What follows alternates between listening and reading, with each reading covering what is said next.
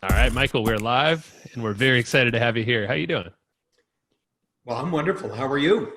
Doing amazing, doing great. I know we share the same town in San Diego. San Diego County is at least. Unfortunately, we can't do this in person, circumstances around us, but That, yeah.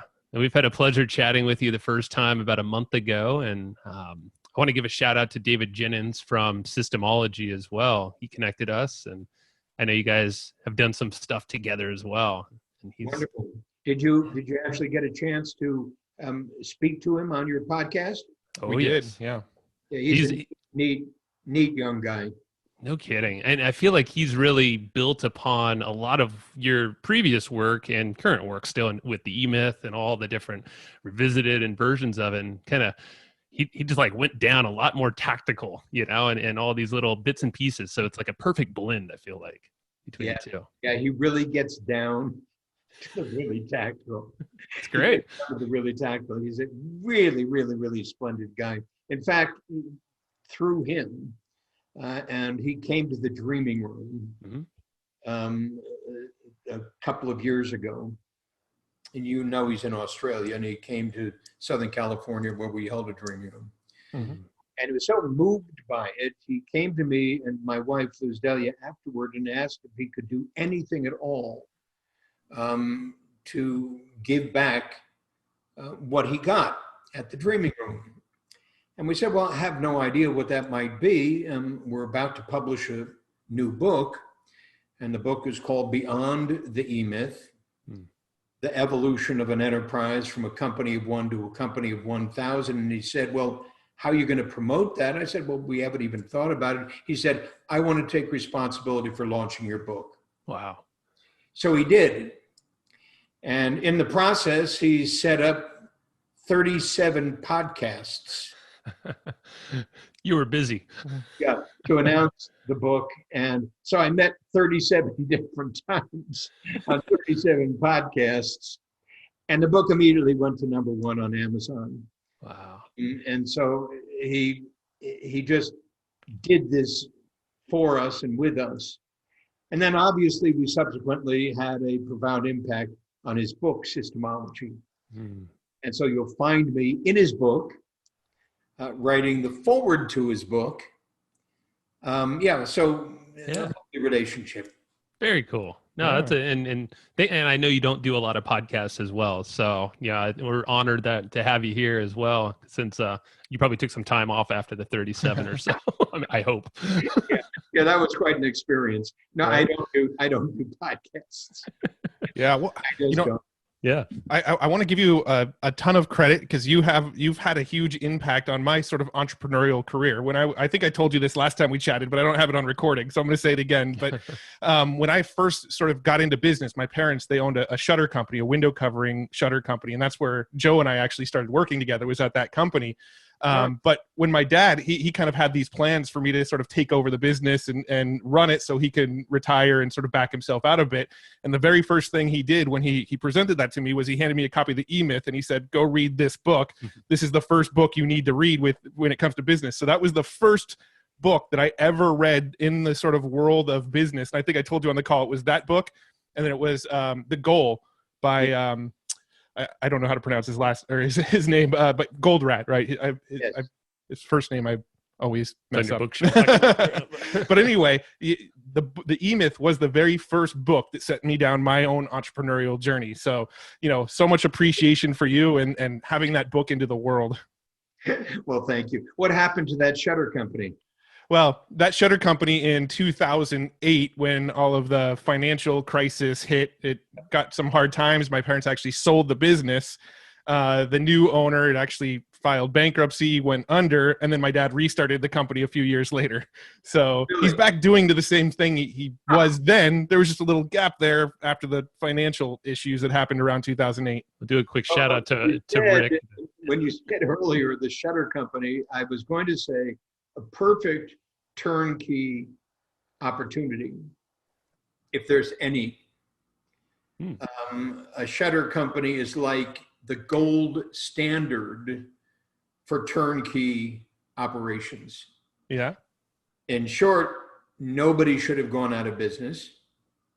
In short, had your dad done the E-Myth rather than just handing it to you, something significant would have occurred. And you can tell him I said that. And Well, actually, Michael, even better. Can you say, "Hey, Rick"? He's probably listening to this episode. Yeah. and you can have him call me. Yeah. And I'll tell him what I meant when I said that. Yeah. That's very cool. Yeah. So what? So I'm curious right now. How would you define it as like the gold standard? What would make something like that the gold standard for success there? Well, it's a commodity.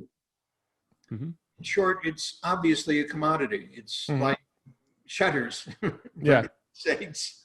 And this is how you do them. Yep. And so it's a commodity. It's a systemic reality. Step 1, step 2, step 3, step 4, step 5. You can teach any dummy to do it. And because you can teach any dummy to do it, that means you can actually excel with, in quotes, dummies doing it, just like a hamburger stand. Mm-hmm. So my point is that your dad, had he truly absorbed the essence of E-Myth when I shared the book with him, he would have seen that he's in the perfect business. And it's simply the problem that happens all the time, and this happens millions of times. People read my book, they just don't do my book. My book is an instruction manual. It says step 1, step 2, step 3, step 4. That means do step 1, do step 2. You follow me? Yeah. Just think about step 1, and then you pretty immediately understand why I said that so-and-so went on a trip for a number of years when he really got it. Yeah. And That's that. You're right. Yeah, it's can't stay between the ears. It's a great concept to internalize, yes, but that's where people stop, unfortunately, a lot of times. Yeah. We think about too much.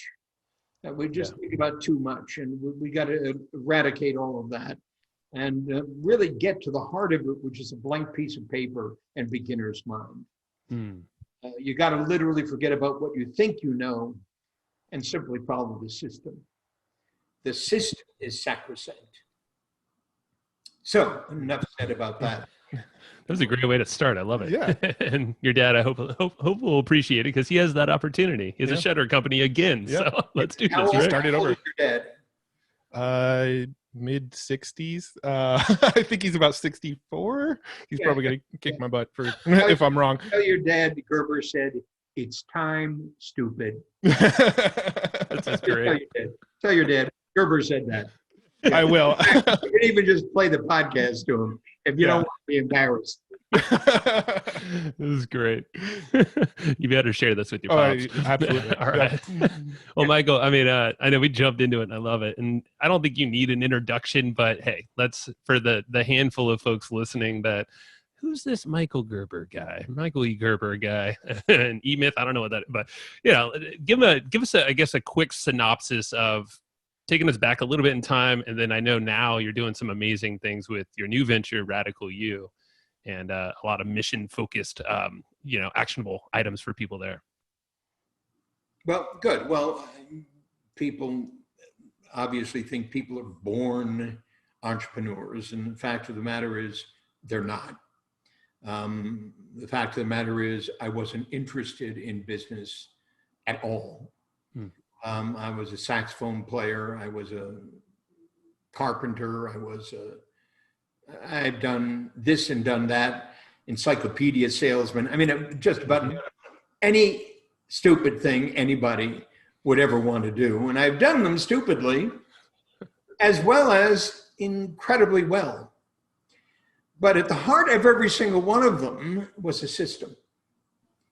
Now, I didn't think about it when I was there learning how to play the saxophone starting at the age of 11. But it was a system.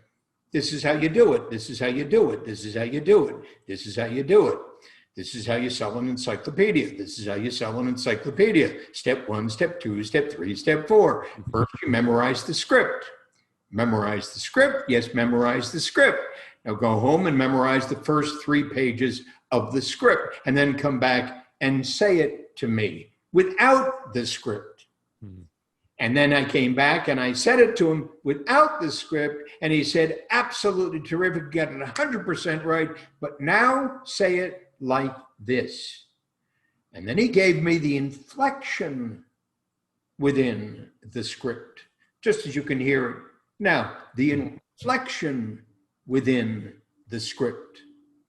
So effectively, the inflection within the script brings the script alive, just like the music.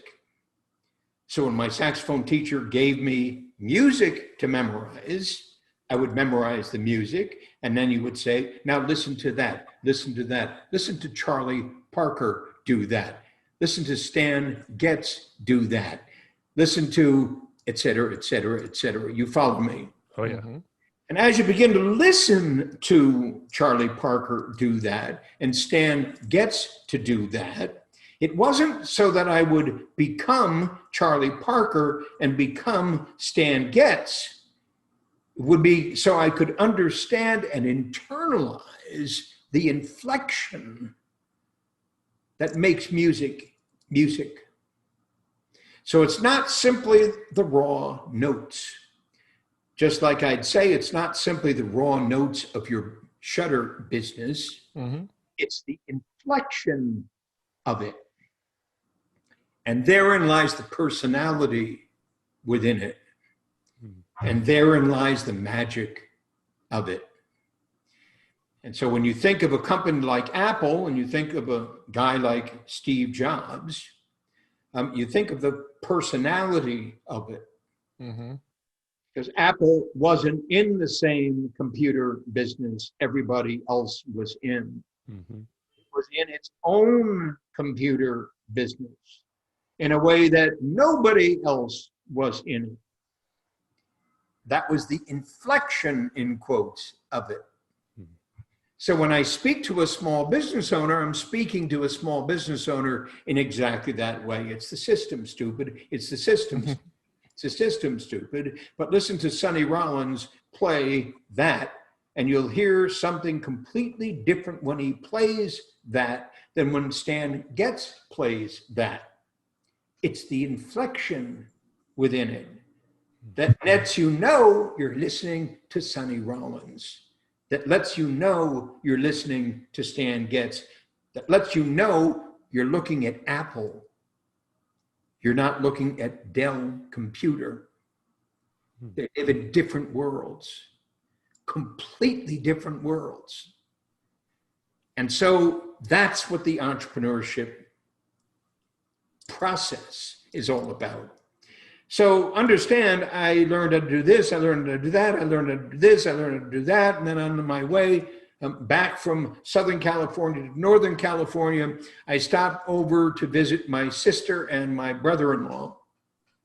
My brother-in-law's name was and is Ace. Mm-hmm. And Ace owned a small advertising agency in Silicon Valley. Mm-hmm. And he got in there because of my influence. Now you got to understand, I didn't know anything about advertising and I didn't know anything about business, but my influence, you might say, was the inflection of what I said to Ace as we were having one of our continuous conversations, philosophically, spiritually, emotionally, et cetera, and so forth and so on and so forth. And Ace always thought I was a genius. So Ace listened to me when he listened to me, and he started his ad agency. And when I was stopping by on my way to Northern California to visit with Ace and Marcia, my sister, Ace asked me if I'd come visit one of his clients with him. And his client, Bob, we'll call him, was having difficulty converting the leads Ace's ad agency was creating for his business into sales. And so I've said this 1,000 times, 1,000,000 times, 100 gazillion times. I said, Ace, I don't know anything about business. What in the world am I going to tell Bob? And he said, Mike, you know more than you think you do. Just do me a favor and come visit with Bob. Let's see what happens. So understand that let's see what happens is an absolutely magical expression. Because effectively my entire life has been built around let's see what happens. Starting with, as I've called it, a blank piece of paper and beginner's mind. So when Ace said, let's see what happens, I said, sure, let's see what happens. Who knows what's going to happen? And so I went to visit Bob with Ace, and Ace said to Bob and to me, he said, look, guys, I'm going to take off for an hour, get to know each other. Let's see what happens. And so we did. Bob said to me after Ace leaves, Michael, what do you know about my business? Nothing, Bob. Well, if you don't know anything about my business, looking at his watch, what do you know about our product? And I said, less than that, Bob. Now, Bob's thinking, where's Ace? Because I got an hour to kill with a chump who doesn't know anything about my business or my product. How in the hell is he going to help me? Yeah. And he asked me that, how the hell are you going to help me? And I said, I haven't a clue, Bob. But Ace thinks I can. You like Ace, I like Ace, and he's going to be back in an hour. Let's find out. Yeah. In short, let's see what happens. So I started that conversation. In a way, I started this conversation in that conversation, realizing I didn't know anything about business, but believing because he owned one, he did. And that was the immediate major breakthrough that occurred in that meeting. Not only did I realize that I did know something about business, but that he didn't. In fact, what I knew was selling is a system. I knew that, I'd learned that, but I never thought about that other than practicing that. And so as I'm listening to Bob answering my questions, all of his answers being anecdotal, I realized he didn't know anything about his business. He didn't know, in fact, that selling is a system. As a result, he hired sales engineers, meaning engineers. They had to know about the product. They had to know about technology, and sales experience, meaning they had to have sales experience. So sales engineers, so many companies hire sales engineers, thinking that those two skills are absolutely critical if they're going to be successful at selling, and they're not. And so I said, Bob, you got a problem, and the problem is really very simple. You don't have a selling system. He said, what the hell's a selling system? I said, exactly, Bob. That's your problem. And it's not only that you don't have one, it's you don't even know what one is. Right. And he said to me, well, can you create a selling system? I said, sure, Bob. With obviously the confidence born out of extreme ignorance. Sure. And he said, well, why don't you do that? And so he hired me to build a selling system for him. Now, I understand Ace picks me up. Ace said, what happened? I said, Bob just hired me. He said, hired you to do what? I said, to create a selling system. He says, what's that? Good question. I said, Ace, obviously, you got the problem Bob's got. Should hire me. It's so absolutely obvious what a selling system is. It's the methodology through which you conduct a sale. And to the degree there's no methodology through which you conduct a sale, forget it. It's going to be an accident waiting to happen continuously. And the minute you have 6 guys, in fact, in the same company, doing it without a selling system, it's sheer chaos. So that's Bob's problem. Now I got to believe that if it's Bob's problem, it's probably a problem in just about every one of your client companies. And if that's a problem in every single one of your client companies, you have an incredible business opportunity.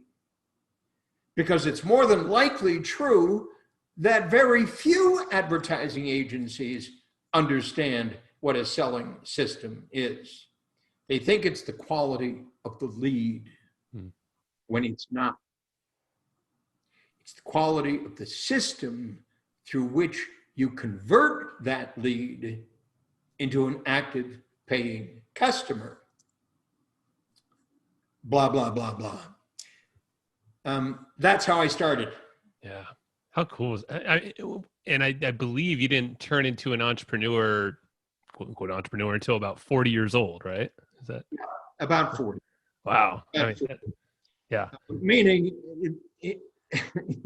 let's see what happens. In fact, Sure. the nature of my life has been, let's see what happens. And here I am now with Bob in a completely new industry. Now I'm not selling encyclopedias at night. I'm actually working during the day. Absolutely astonishing. So here I am learning completely new business, a completely new field. And what I discovered is not only didn't Bob have a selling system, he didn't have a management system, he didn't have a marketing system, he didn't have a financial system, he didn't have a system for doing all of the essential things that had to be done in his company. And it was then, as that arose for me, when I walked into McDonald's. Now understand, I walked into McDonald's between the ad agency and another client, and I suddenly had this epiphany. Now, I'd been in McDonald's before. I'd never seen McDonald's before the way I just saw it. Suddenly, I saw the system incarnate, the operating system. I didn't even buy a hamburger then. I just realized I can do that. That sudden realization, that sudden epiphany, I can do that. I can create a system for doing what I'm doing. And if I can create a system for doing what I'm doing, I can transform the state of small business worldwide. Because every single small business I walked into was lacking that functional awareness, that functional realization that it's the system, stupid. It's the system, stupid. It's the system, stupid. It's not great people. Yes, great people is wonderful. But if you have great people and you're lacking a system underlying the operation of your company, you're going to fail. You're going to fail, you're going to fail, you're going to fail, you're going to fail. And I say to folks today, during this pandemic we're going through, and you understand the extreme ferocity of this pandemic we're going through. But as I'm speaking to people about this in the very way we're speaking about it now, last year, we're in 2020, so that was 2019. In 2019, there were about 550,000 businesses failing. 500 in the United States. Think about that. This is before the pandemic. Wow, that's wild. Yeah. Before the freaking pandemic. Means we must have had another pandemic that was behind, responsible for business failures. It's such a great, great abundance every year. Because the year before that, and the year before that, and the year before that, and we talk about 2008, the bad times, 2008, you just talked about it. Right. Shit hits the fan, 2008, et cetera, and so forth. Understand it was 2007, 2006, 2005, 4, 3, 2, 1. Yeah, I know this was a bad one. However, if you take a look overall, you'll see, in fact, that we were failing big time even before 2008. Mm. So why is it nobody sits in absolute astonishment at how badly we're operating our companies? 550,000 business failures? Are you kidding me? It's like the silent killer of businesses. Please think about it. So we've been suffering from, in quotes, that pandemic, I'll call it, for generations. That's what I saw. That's what suddenly came to me. And I want you to understand that when I finally left Ace brought in a guy to replace me. I realized that I couldn't do this anymore with Ace because Ace wasn't doing it himself. I had to get out of there.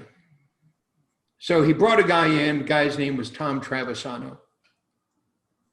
And Tom was really a brilliant guy. And I'm getting ready to leave. And Tom said, so Michael, where are you going? I said, I'm going to start my company to do this. He said, I want to go with you. So I said, Tom, but Ace needs you. I don't care, Michael. Because it's obvious to me you're leaving because it ain't going to happen the way it needs to happen here. So I want to go with you. So we named the company the Michael Thomas Corporation. And we called it a business development firm. And we had a dream, a vision, a purpose, and a mission. A dream, a vision, a purpose, and a mission. And Tom and I sat there until we could articulate our dream, our vision, our purpose, and our mission to the degree we could share it with every single person who would speak to us about it. Our dream at the Michael Thomas Corporation was to transform the state of small business worldwide. Our vision was to invent the McDonald's of small business consulting services.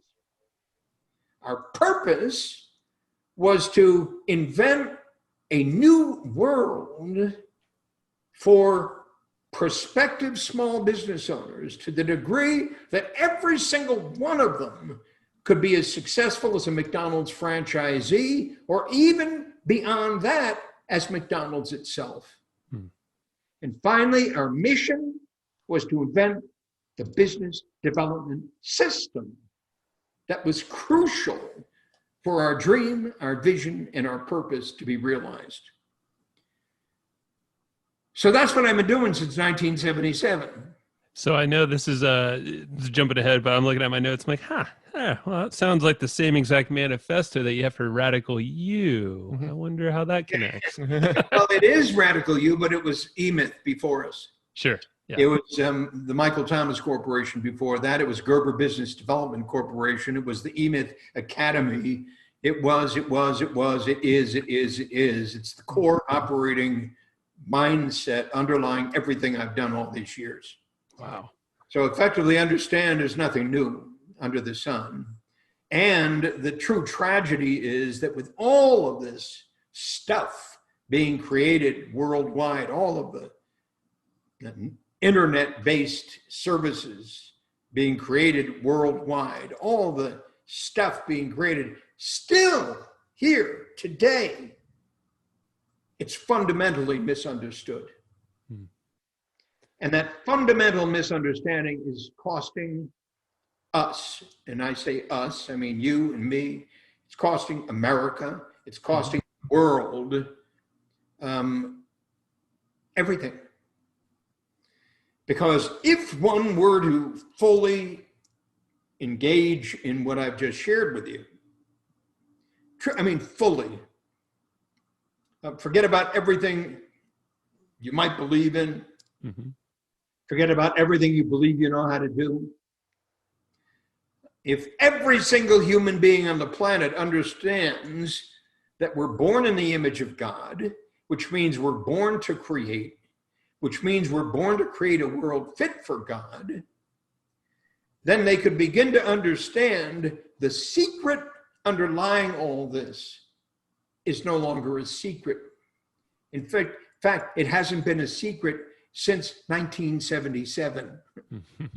Indeed, it wasn't a secret even then because Ray Kroc knew it. Yep. And if Ray Kroc knew it at McDonald's, then what the hell? Everybody could see it. All one has to do is to look at McDonald's and say, do that. Now understand what everybody will say to you in response to that. Yeah, but that's the hamburger business. Yeah, but our business is different than that. Yeah, but our business is sophisticated. Yeah, but. And all the yeah, buts on the planet is what created 550,000 failures in 2019. Yes, but. So we're talking to folks right now. That's what I believe happens on a podcast. I think this will get to others. Yeah, not just us. We're talking to folks right now. And I'm telling everybody the secret. And the secret resides in the E-Myth Revisited, why most small businesses don't work and what to do about it. Chapter 1, Chapter 2, Chapter 3, Chapter 4, et cetera, et cetera, et cetera, et cetera, et cetera. The secret. It ain't no secret. It's been available to every single human being on the planet. It's now in 30 some odd languages, that book. Plus all the 30 some odd books that have followed on its heels, the E-Myth Chiropractor, the E-Myth HVAC Contractor, the E-Myth, and on and on and on and on. Again and again and again and again and again and again. And yet, this year, in the pandemic, I'll guarantee you, there'll be more than 550,000 failures because now everybody has a reason. It's the virus. Yeah, it's this outside influence. It's not nothing that I can control. It's the virus. It's the virus. It's the virus. You know, and just stupid. Yes, it's the virus, but so what? The true virus is what every single one of us have had since the day we're born. Get with it. And as you begin to hear that, then you say, well, how would I do that? It's in the freaking book. There were steps involved. It's in. Rick didn't take those steps. No, I'm just kidding. Sorry. Step 1, do it. Step 2, do it. Do it right. Do it right. Do it right. Do it right. Practice the script. Practice the step. Get the inflection of the script. And so forth and so forth and so forth. And as you do that, everybody, I swear to God, can become successful as an entrepreneur. Do you think it takes that beginner's mind? Like folks just don't have that blank slate. They just kind of jump into doing. Oh, yeah, it does take that beginner's mind. That's why I say a blank piece of paper and beginner's mind is everything. And effectively, when I said, and then let's see what happens. Let's see what happens when I do this. So understand, not let's see what happens before I do this. Let's see what happens when I do this.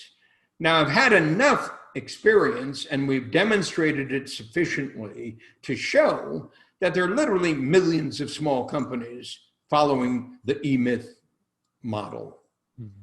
Now, unfortunately, they read it, but they don't do it. So they skip to step 3 without doing step 2, and they skip to step 2 without doing step 1, and they skip it because they say, I don't need that. I don't need that. You understand? We don't need that. Yeah, and of course, who's to say you don't need that? Of course you need that.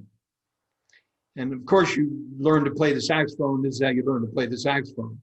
You need a reed, stupid. And this is how you get a reed, stupid. Now, I add stupid only because it makes an emphasis for everybody to understand we are stupid.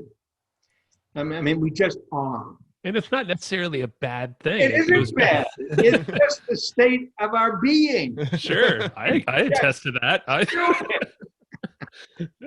Before the guy taught me how to read the script, before the guy told me how to say the script, before the guy told me what the importance of the script was, before all that happened, you understand, I didn't know anything about that. Yeah. Here's a guy who'd mastered the script. And so while I'm not going to learn something else from him, I'm there to learn what he's mastered.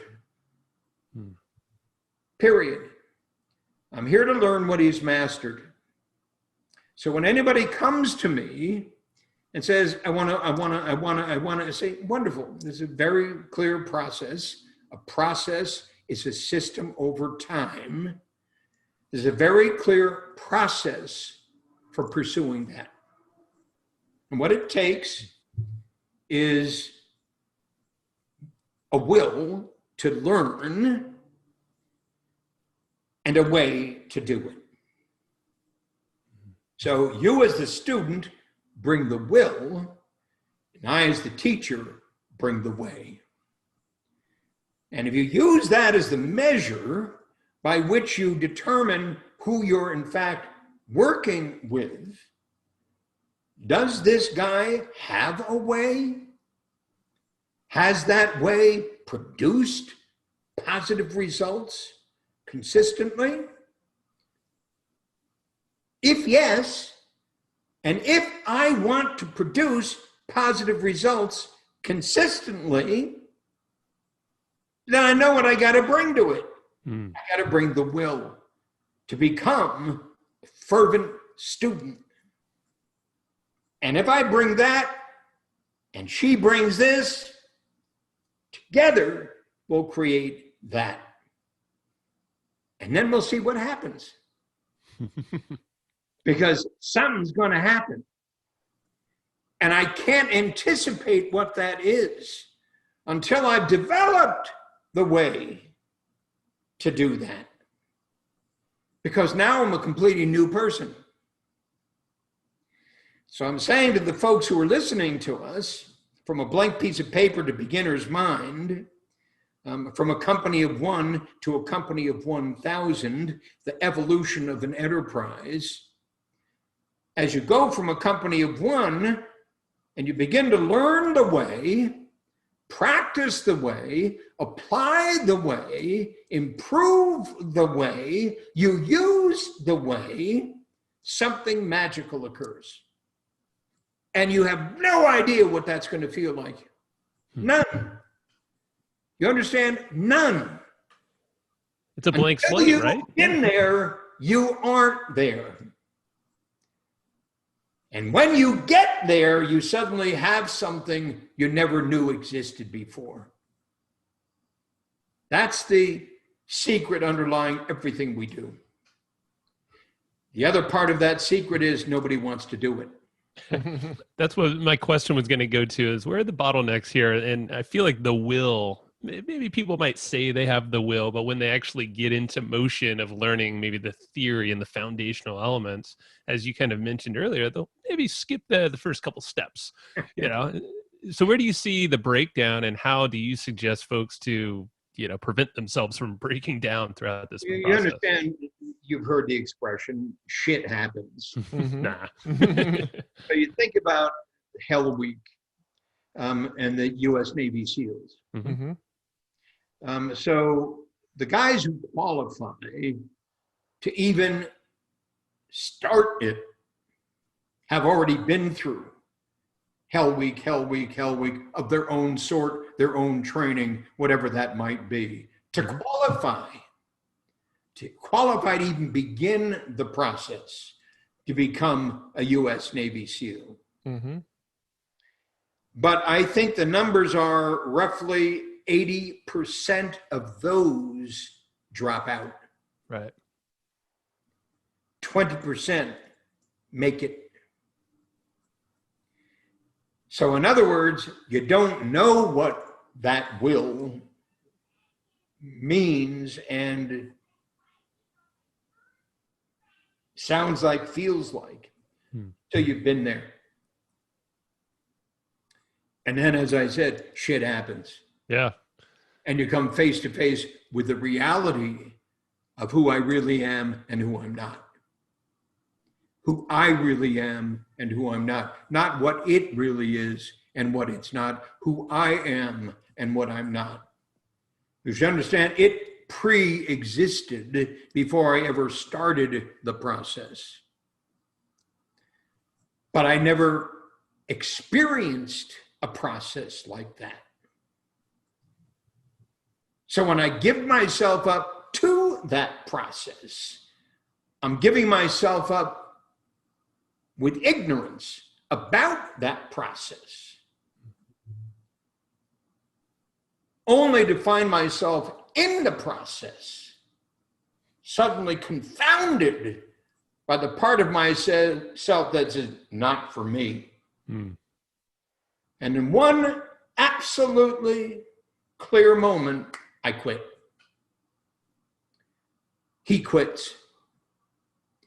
That part of me that ain't gonna have any more of this. I mean, it's just like that. Mm-hmm. You live with that failure, if you're even capable of realizing it's a failure, for the rest of your life. Hear me, for the rest of your life. Wow. What we do, unfortunately, is we then justify it.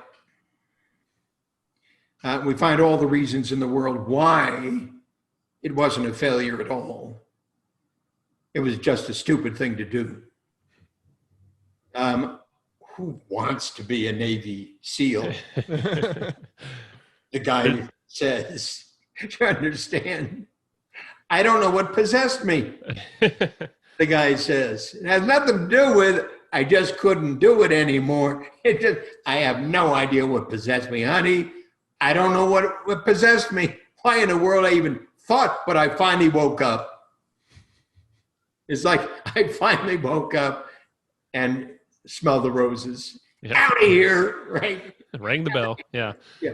And so we're with people who wake up all the time. Yeah. And I guess it goes back to just say, yes, but, yes, but, yes, but, yes, but, yes, but, yes, but, yes. It just goes on and on and on and on. You understand? And it's a tragedy. Yeah. Yeah, it's a self-discovery, it seems like, going through the process. And especially, I know in Radical You, it's an extended process. But if you start with the will and kind of this blank slate, the beginner's mind, I mean, really, you're shaping entrepreneurs with a very tactical approach now, even more so than before, through this training here. And I could see where, you're kind of discovering these things in yourself throughout that process if you're starting with that blank slate. But without that, And you have to understand also that the Navy SEALs aren't in the business of changing people. True. They're in the business of creating Navy SEALs. So they don't give a shit whether Murray got cold feet. They're not in the personal growth business. You understand? Sure. Mm-hmm. Yeah, they're in the risk and reward business. They're in the business of killing the bad guys. Yeah, mission based. Let's kill these guys first. So we know who's with me when I'm in the field. Now, if that were changed, I don't know whether it would make a difference. But if that were changed, if there suddenly was a, in quotes, U.S. Navy SEALs system for transforming the state of persistency, consistency, et cetera, and so forth, among all people, that would be something completely different. And there are people who say they do that, like Tony Robbins or, there's a business doing that, but there's no meaning behind it. You understand? There's no meaning behind it. There's a meaning behind becoming a U.S. Navy SEAL. Does it go back to the identity factor? Like that's the true meaning? Yeah, when I say there's no meaning behind it, it's a business. It's not even a calling. It's a business that we're really good at. Now, when I say we're really good at it, we're really good at making money doing it. whether we're really good at actually transforming the state of humankind worldwide or not, we're really good at selling it. And so we are also good in convincing people that when it didn't work, it's their fault. So understand, we got all the things going for us in that business. If it didn't work, it's because you never did it. Right. Yeah. What can I tell you? It's interesting, yeah, because you can apply this all over the place, you know, in any. Find it in our business. I could say Sure. the same thing. If you don't do the e-myth, well, ain't my fault. Yeah. Yeah. Yes. Go ahead. Did you have something along those same lines? No, go for it. Yeah. So I wanted to talk about Radical You. How does the new program Radical You, how does that sort of evolve what was being taught in the e-myth? Because I know it's a lot of crossover with the e-myth, but then there's some sort of new additions, and it's sort of evolved beyond what you were teaching back then. So could we talk about that for a minute? Well, of course. We're always looking for a way to do it better. So the entire process, I call it the 5 essential skills in e-myth. The first of which is concentration, the second of which is discrimination, the third of which is organization, the fourth of which is innovation, and the fifth of which is communication. Concentration means the ability to be here now. Discrimination, the ability to apply my focus on one thing, to choose. Organization, my ability to turn chaos into order. Innovation, to create a better way. Not the best way, because none of us are capable of producing the best way. God is, but nobody's figured it out yet. And of course, once we were to figure it out, we would be God. So we ain't going to figure it out. Figure that one out. Good luck. Yeah. And then communication. And that's our ability to communicate, share what I've just learned with other people. So we were asking the question, and so why Radical You? So Radical You was created, what I call the eightfold path, to grow an entrepreneur from a technician,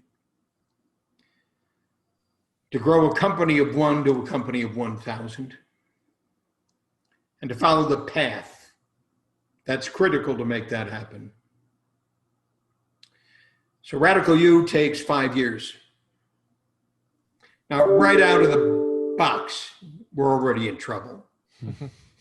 Because nobody can even imagine spending 5 years doing anything. We're in a pandemic, Michael. How are you? Nobody can even imagine 5 years. Sure. But that aside, it takes 5 years, and it's the eightfold path. And the first 4 steps of that eightfold path are the dreamer, the thinker, the storyteller, the leader. Those are the 4 components of an entrepreneur. An entrepreneur is a dreamer, an entrepreneur is a thinker, an entrepreneur is a storyteller, and an entrepreneur is a leader. So in year 1 of Radical You, we go through those 4 steps. I have a dream, I have a vision, I have a purpose, I have a mission. That's the platform upon which every company must be built. It's a platform of entrepreneurship. So our job in Radical You is to, in quotes, awaken the entrepreneur within. Step by step by step by step. First the dreamer, then the thinker, then the storyteller, then the leader. So when they get done with year 1, they have a dream they're passionate about. They have a vision, they have a purpose, and they have a mission. In year 2, we now go to work on the company. And the first step of that we call the job. And the job is the client fulfillment system. So we have a dream, we have a vision, we have a purpose, we have a mission. In my case, the dream to transform the state of small business worldwide, the vision to invent the McDonald's of small business consulting services, the purpose that every small business owner can effectively and successfully create a company as successful as McDonald's. And finally, a mission, the business development system. So year 2 is the client fulfillment system. We go to work on the client fulfillment system week after week after week after week, all to make our dream, our vision, our purpose, and our mission possible. You follow me? Yep. Mm-hmm. And it's 52 weeks, just like year 1 is 52 weeks. Every week is a seminar which teaches a specific subject that's critical to, in year 1, the dream, the vision, the purpose, the mission, and then homework to practice. And our student does that. Understand, our student today is only paying $10 for the first year. It's pretty cool. That's amazing. Yeah. Now you understand, they're only paying $10 for the first freaking year, and they still can't stay with it. Because yes, but, yes, but, yes, but, yes, but, yes, but, yes, but, it just goes on and on and on and on. It goes on and on and on and on. There is no will. Yeah. There is a way. Despite the fact that we've been doing this for 45 years, you understand, yeah, but, yeah, but, yeah, but, yeah, but. It's the same thing. Becoming a U.S. Navy SEAL means you got to go through Hell Week and you got to come out the other end. Right. Period. There's no choice. You got to do it. Mm-hmm.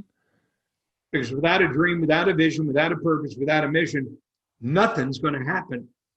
So that first foundational year for $10 is like, I mean, that is your foundation for pretty much any venture. Yeah. Guaranteed. Mm. So then what do we have to do? Well, we have to learn how to inspire the student sufficiently to stay with it. Now, obviously, there's no money in it. Mm-hmm. In other words, we already spent the $10. Pretty sure you did that. Yeah. A long time ago. Yeah. There's no money in it. The only thing left then is to figure it out. So we're working on Radical You while we're working in Radical You. We're working on Radical You while we're working in Radical You to find a way, to find a way, to find a way, to find a way, to find a way. Based upon this presumption that every single person on the planet can indeed develop the will required to fulfill a result, achieve an accountability to the degree sufficient or necessary in order to grow a company of 1, to become a company of 1,000, to build an economic reality that can support them, but not only that, but can transform their experience of life in such a way that they can have a profound impact on everyone they meet. Mm. So I'm saying that we have made the commitment to that aspiration non-stop. Hmm. So here I am at 84. Here I am at 84, yeah, committed to a realization that has been proven fallible. Again and again and again and again, fallible, fallible, fallible, fallible, because everybody else is proving the opposite. Hmm. Everybody else is proving that they ain't got the will, so they ain't going to pursue the way. They can't muster the necessary energy to stay with it sufficiently long enough to actually begin to experience the transformation. And that's the human condition. But what I'm saying, even as I say that, that's the problem we're here to solve. The human condition. Condition. Mm. That's the problem we're here to solve. Mm. And so I'm 84, and I will be going on, God willing, 85, Yeah. 86, 87, 88, 89, in the process of working on Radical You to pursue the impossible in order to demonstrate what's truly possible if one puts his or her mind to it. And we're learning how. Aren't we all? We're always learning how. Yeah, we're learning how. We're learning how. Or we're learning how not. Yeah. Well, that's probably the more important thing to learn. There you go. Couple thoughts, because I know one of the big missions here, or maybe not mission, but I know a big purpose of Radical U is to grow from really a business of nothing or one to one that can be sold even within 5 years or by 5 years. Like, do you let's see here, for existing entrepreneurs, how would you recommend them to approach Radical U and just this whole new learning process with the beginner's mind? Well, very, very simply, read the E-Myth Revisited, Mm-hmm. And then read Awakening the Entrepreneur Within. So here's the E-Myth Revisited. Yep. Read the freaking book. Mm-hmm. And then read Awakening the Entrepreneur Within. And then read Beyond the E-Myth, The Evolution of an Enterprise from a Company of One to a Company of 1,000. Mm-hmm. And any other book that we've written and pained our way through to get it. While you join us in Radical U, and while we beat the living shit out of you. Well, you told us it's not going to be easy. Like when you first when we chatted with you, we're like, that's not a great selling point, Mike. Of course not. No, it's not. And to even think it might be easy is just, you're glossing over life. Yep. To such an immense degree, it's like you don't even deserve to think that. Nothing's easy. Hmm. And anybody who tells you it is lying to you. Nothing's easy. Learning how to play the saxophone isn't easy. Learning how to roof a house isn't easy. Learning how to do anything well isn't easy. It calls for will and it calls for a way. Period. Each of which are absolutely essential if you're ever going to come out whole on the other end.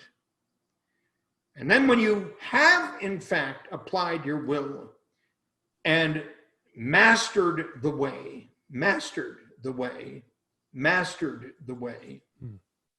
you can then come away with something you didn't have before. And those things are innumerable.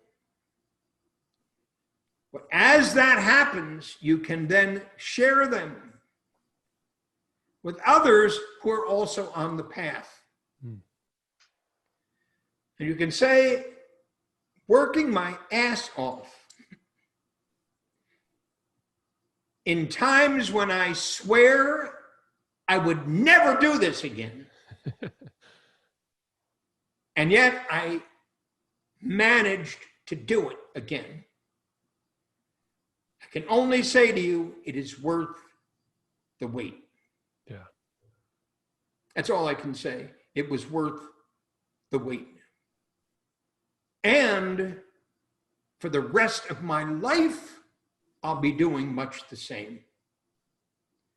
So as I just said to you guys, I'm working on Radical U right now. Right. Yeah. Think after all these years, you had to have figured it out. Well, we have, but not to the degree we intend to.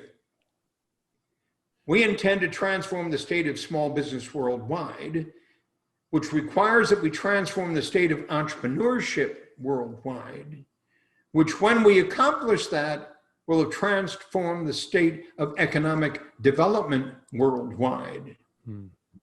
And that's a worthy thing to seek. Yeah. And a perfect time too, right now.